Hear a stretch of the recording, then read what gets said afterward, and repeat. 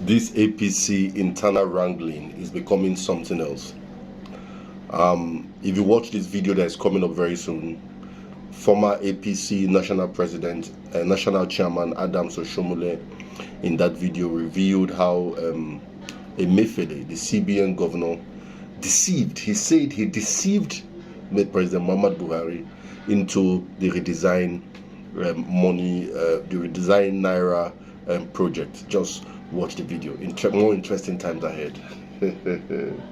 Appointed by President Muhammad Buhari. Yes. President Buhari is of the APC. Yes. We can then say this is an APC-led government. Can you excuse whatever is happening, the economic hardship on Nigerians? Can you excuse the APC from all of this? Unfortunately, it's a very difficult question to answer. First, we can't deny the fact. And for me in particular, I was the national chairman and I went around the 36 states campaigning for APC victory, both at the presidential, Senate, National Assembly, governorship, and even House of Assembly. So I cannot order any guys pretend or even attempt to delink myself from the APC. And even now, I am a candidate on APC platform. And I'm not ashamed about that. But having worked as chairman, which enabled me to work directly, to relate directly with the president, I know the trick that the CBN played.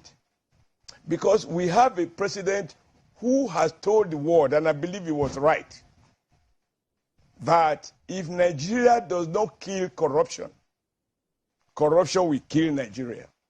And he meant it.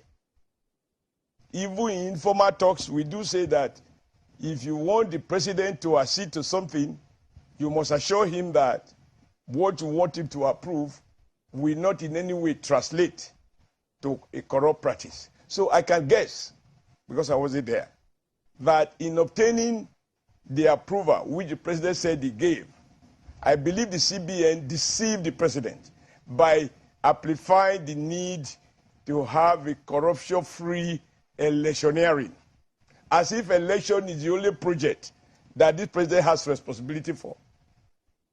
Because once you tell the president that, you know, we have to remove corruption from our electoral system, we must prevent vote buying, and by changing currency, those who have stock money, they will be trapped, and election will be free, fair, credible, no vote buying. The President Buhari that I know will have no difficulties in agreeing. So however, yeah. wait, Shehu, the CBN governor knows better than that. He knows better than that. He knows that, I mean, even to talk of vote buying, I'm sorry to say, and I don't want to be misunderstood, but I'm not saying anything new. Somebody said so recently. We have moved from a situation where all you need is to compromise the police and the INEC, and you write result, and they are declared. Then you start balancing the ballot papers later, to one in which those seeking election are now afraid of the electorate. If people say you are buying vote, the way you bribe the police, you bribe people you are afraid of.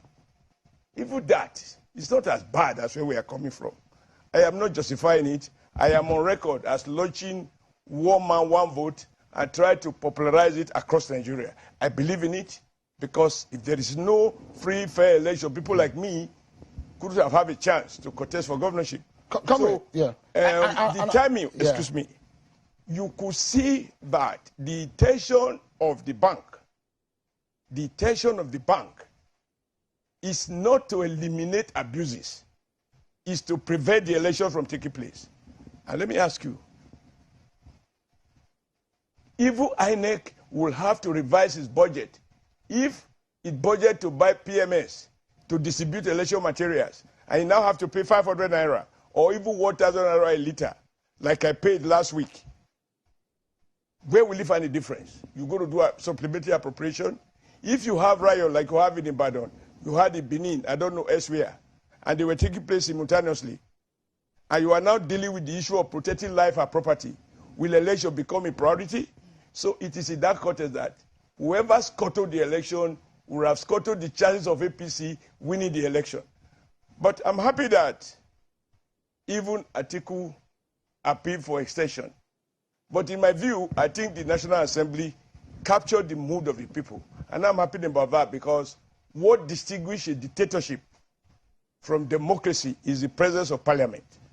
They live and they represent 360 constituencies across the 774 local government in Nigeria. They are in touch with their people and they have spoken. Nobody should lay claim to be more patriotic than the other. Now, those poor pensioners who were crying to me in Edo, what I have to do? I couldn't own up to the decision because I was not consulted. It's not a party decision. It was never debated at a party forum. So I believe that the governor of the bank just play on what he considered to be the president most, because president is truly committed to anti-corruption. And so he uses that to achieve other objectives.